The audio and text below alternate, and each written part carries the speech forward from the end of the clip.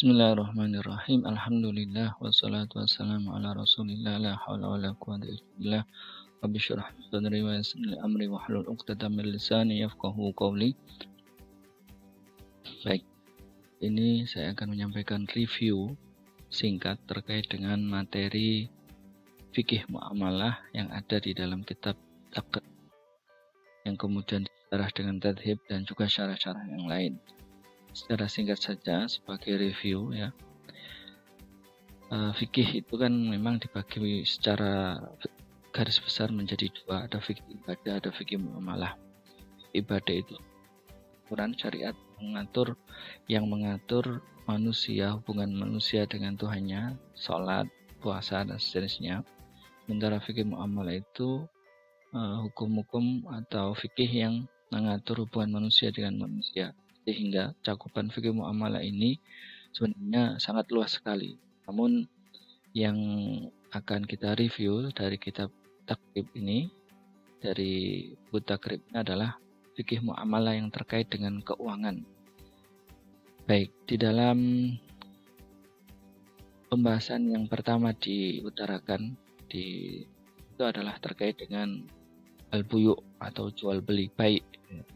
Macam-macam jual beli secara garis besar di sana dijelaskan ada 3. Yang pertama, jual beli barang yang sudah terlihat, maka ini boleh. Yang kedua, jual beli sesuatu yang masih dalam tanggungan, maka ini juga boleh jika memang sesuai dengan ketentuan atau sifat yang sudah dipesan. Kita akan bahas dengan sekelam. Yang ketiga adalah jual beli barang yang tidak ada wujudnya, maka ini hukumnya tidak diperbolehkan. Nah, barang yang dijual diterangkan di sana itu harus berupa barang yang suci yang bisa dimanfaatkan dan dimiliki oleh orang yang menjual. Dan tidak diperbolehkan menjual barang yang najis, sesuatu yang tidak ada manfaatnya. Ini kriteria dalam mazhab Syafi'i.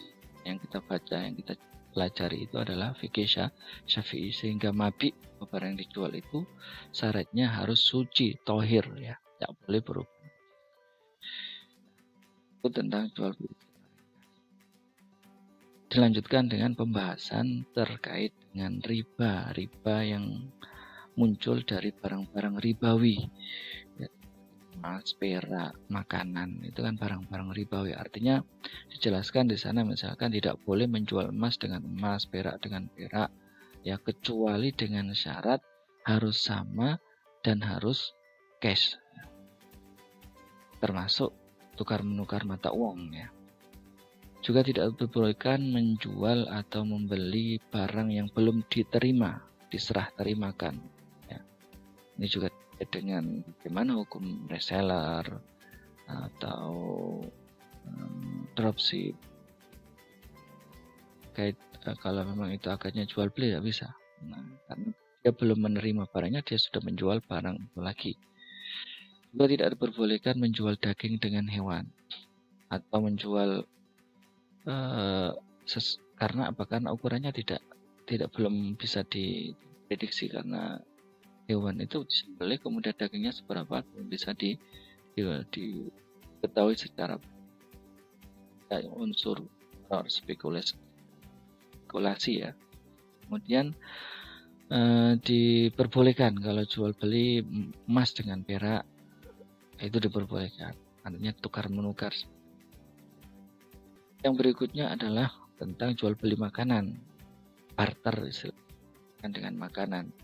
Itu juga syaratnya, kalau makanannya sama, jenisnya sama, syaratnya harus sama, ukurannya sama, timbangannya harus sama. Namun jika kemudian jenisnya itu berbeda, dengan jagung misalnya, boleh tidak sama. Kalau beras dengan beras maka harus sama. Secara garis besar dikatakan wala yajuzu bai'ul gharar, tidak diperbolehkan jual beli yang mengandung spek. Jual beli buah-buahan secara mutlak tidak diperbolehkan kecuali buah itu sudah jelas bisa dipanen. Dan jual beli buah masih ada di pohonnya, masih berupa masih belum bisa dipanen, itu tidak boleh. Masih berupa kembang atau bunga-bunga yang mau menjadi buah-buahan ini tidak boleh dijual. Jadi nunggu harus sampai budui sholah, ya artinya layak untuk dipanen, baru boleh dijual. Juga tidak diperbolehkan jual beli riba, ya, jual beli riba. Nah, bahasan berikutnya dalam kitab itu terkait dengan khiyar. Khiyar ini pilihan bagi penjual atau pembeli untuk melakukan atau melanjutkan jual belinya atau tidak. Nah, ini ada 3 yang disebutkan khiyar itu. Yang pertama, khiyar majelis, malamnya tafarraqo, selama belum pisah dari tempat itu dia boleh melanjutkan, boleh tidak. Artinya boleh tawar-menawar di situ. Yang kedua namanya khiyar syarat. Ini syaratnya begini, barang ini saya beli, nanti syaratnya harus begini-begini misalnya. Nah, itu boleh maksimal selama sampai 3 hari. Khiyar yang ketiga adalah khiyar aib, karena ada cacat. Maka ketika membeli barang ada cacatnya langsung boleh dikembalikan. Nah, pembahasan berikutnya terkait dengan salam atau pesan memesan. Ya, jadi dikatakan salam itu adalah menjual barang yang masih belum ada sebenarnya. Tapi ini diperbolehkan karena memang dibutuhkan. Ada 5 syarat yang disebutkan dalam kitab takrib itu. Yang pertama, hendaklah dia itu bisa diperinci dengan, dijelaskan dengan sifat-sifatnya barang yang dipesan itu, ya. Artinya akad salamnya itu bisa dijelaskan, kapan penyerahannya dan sebagainya, bisa. Artinya bisa dijelaskan. Yang kedua adalah barang yang kedua hendaklah berupa jenis yang tidak bercampur dengan yang lainnya. Artinya bukan termasuk adonan yang tidak jelas berupa komposisinya, gitu ya. Campuran yang tidak jelas komposisinya. Yang ketiga disyaratkan tidak boleh dimasak dengan menggunakan api, karena kalau dimasak api itu kan tidak tahu berapa lama kematangannya, tidak bisa ditentukan. Kalau memang bisa ya nggak masalah. Syarat yang keempat, harus bukan dari barang yang sudah jelas. Saya pesan barang itu ya, atau saya pesan barang dari yang ada dalam kodak itu, ya, kan juga tidak dapat. Untuk barang yang dipesan bagaimana? Ada 8 syarat. Pertama, harus bisa dijelaskan jenisnya apa, macamnya bagaimana, harus berapa banyaknya, kadarnya, ya, kapan harus diserahkannya, ya. Yang keempat itu harus bisa diwujudkan saat waktu penyerahan, tempat penyerahannya di mana itu juga harus dijelaskan. Kemudian yang keenam, harganya berapa, biayanya berapa, itu juga harus dijelaskan, ya. Dan kemudian diserah terimakan barang tersebut itu diserah terima sebelum uang yang untuk memesan itu diserah terima sebelum berpisah. Artinya sebelum pemesanan dilakukan, gitu ya. Kedelapan itu syaratnya adalah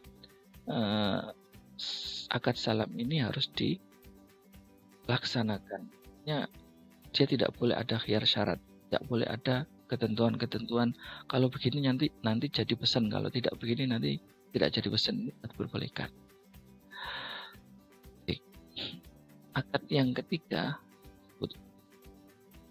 kitab takrib itu terkait dengan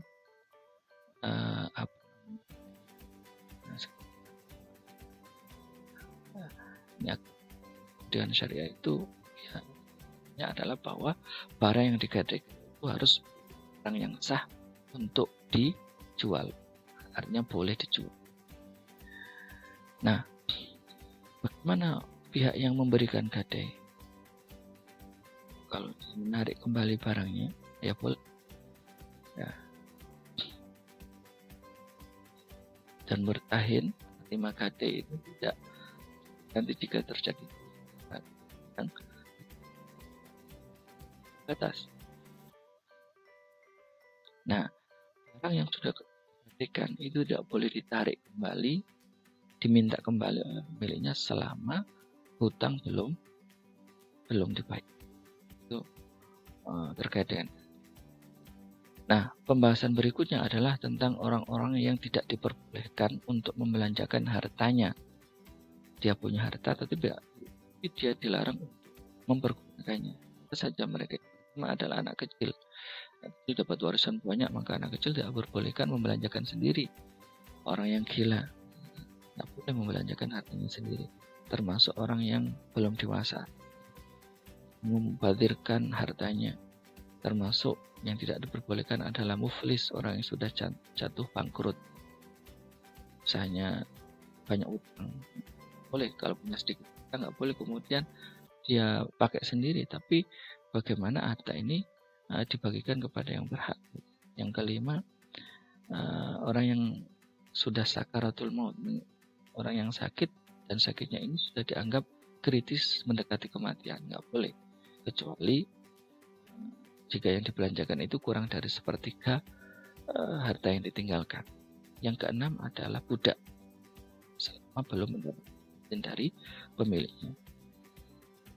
Nah, anak kecil, orang gila, orang yang belum dewasa, masih belum bisa membelanjakan hartanya itu, ataupun juga orang yang sudah dijatuhi hukuman sebagai orang yang bangkrut usahanya, itu boleh membelanjakan harta, tapi bukan harta yang dimiliki, tapi statusnya adalah sebagai tanggungan, sebagai hutang dia.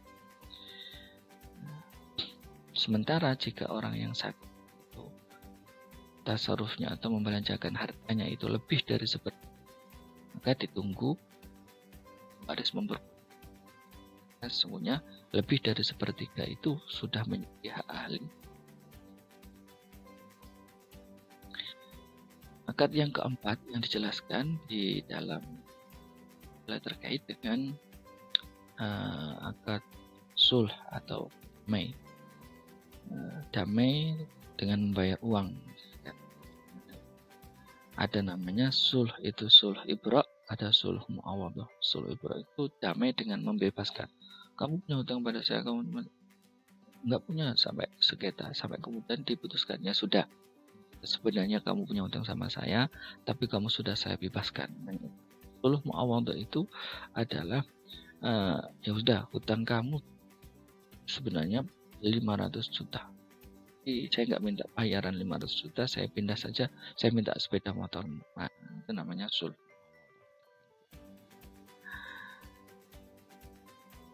Nah, itu sulh muawadhah sama dengan jual, hukumnya sama dengan.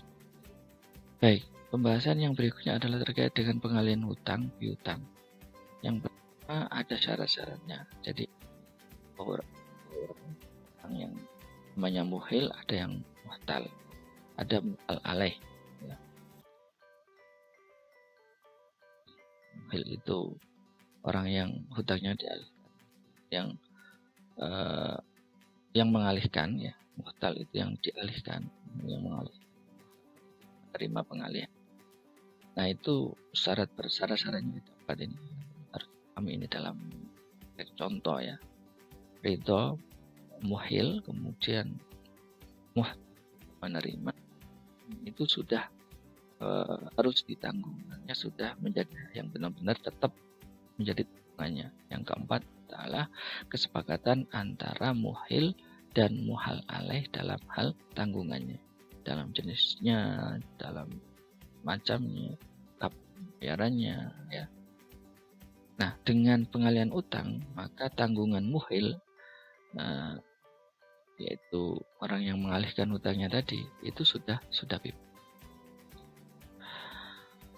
Yang keenam, akad terkait dhaman atau jaminan, ya. Hutang-hutang yang seseorang tidak bisa menjaminnya. Ini dalam praktek ekonomi keuangan yang modern ini sudah banyak, termasuk seperti kartu kredit dan lain sebagainya, adalah dhaman, letter of credit, ya, model-model dengan melibatkan 3B, biasanya menggunakan akad ini. Nah, Bagaimana jika ada yang menanggung akad doman ini?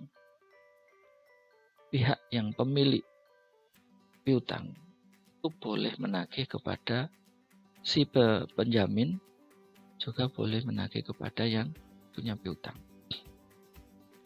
Nah, jika domin atau penanggung ini sudah membayar kepada madmunan, maka ya sudah,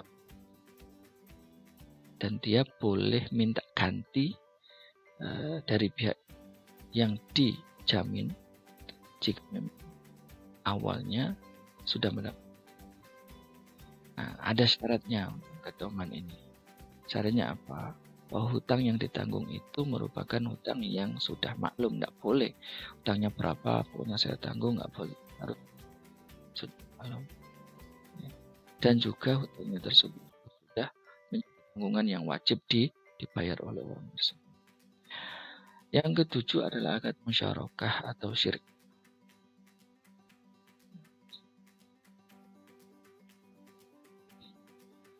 Jika itu punya limit, yaitu mata uangnya harus mata uang pelaku, dirham dinar, harus sama, harus campur, kemudian memberikan izin masing-masing, keuntungan dan kerugian sesuai kadarnya, ya, kadar yang dimiliki.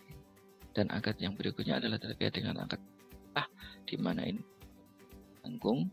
Kalau tadi doman itu dengan kaitan, kalau kafalah ini dalam takrib disebutkan kafalah, itu juga diperbolehkan.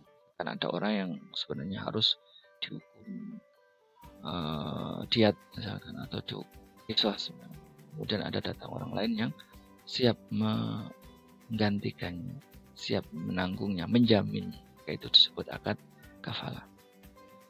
Akad yang berikutnya 9 adalah wakalah atau perwakilan, mewakilkan.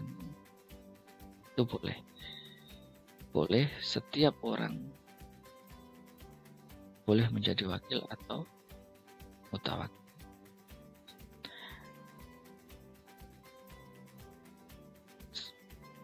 Akad wakalah ini hukumnya sah jika memang memenuhi ketentuan-ketentuannya. Apa itu ketentuannya? Yaitu bahwa salah satunya adalah wakil dan mutawakil itu adalah orang yang sah tasarrufnya.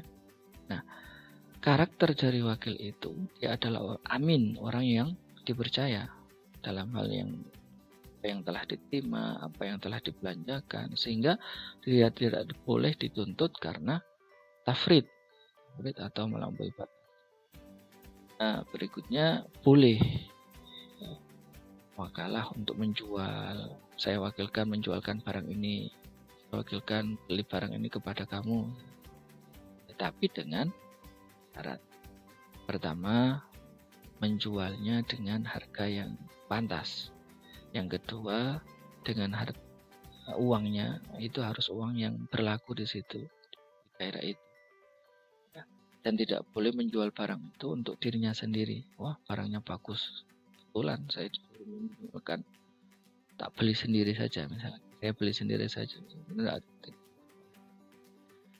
Yang ke-9 adalah tentang ikrar atau pengakuan. Ikrar itu ada ikrar terkait dengan hak Allah, terkait dengan hak adami. Kalau ikrar terkait dengan hak Allah, maka boleh ditarik kembali. Saya mengaku bahwa belum membayar zakat atau belum membayar kafarat ini, kafarat karena melakukan kesalahan. Nah, kafarat kan kaitannya tanggungan dia dengan Allah Subhanahu wa taala, maka boleh ditarik itu. Tapi kalau pengakuannya ini terkait dengan hak anak Adam, saya mengakui bahwa saya punya hutang sekian kepada fulan, maka ini nggak boleh ditarik. Nah, nggak boleh ditarik. Nah, itu maka jangan gampang untuk membuat ikrar itu ya, bisa dianggap sah jika memenuhi 3. Yang pertama adalah balik, artinya orang yang mengaku itu sudah balik, punya akal, dan punya pilihan, nggak dipaksa. Nah, jika kaitannya dengan uang, maka disyaratkan bahwa yang keempat, pengakuan orang tersebut itu kaitannya dengan uang. Maka syarat yang keempat adalah orang tersebut harus sudah dewasa cara membelanjakan uangnya.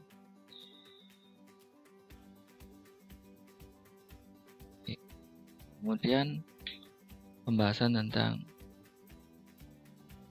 i'arah atau ariyah, pinjam meminjam. Hukumnya bagaimana? Semua barang yang boleh dimanfaatkan itu boleh dipinjamkan jika memang pemanfaatannya itu tidak mengurangi barang yang dipinjamkan. Artinya barang itu tetap masih utuh. Nah, ariyah ini boleh dilakukan secara mutlaqah, ariyah atau ariyah muqayyadah. Muqayyadah itu dibatasi waktu. Pinjamkan selama 1 hari atau saya pinjamkan gitu saja tanpa itu juga boleh dua-duanya. Nah, ariyah ini harus diganti oleh peminjam ya. Jika memang terjadi kerusakan ya, dan kerusakannya karena kelalaian dia. Dengan bagaimana harganya? Ya dengan harga di mana atau di hari barang tersebut mengalami kerusakan, berapa harganya ditaksir,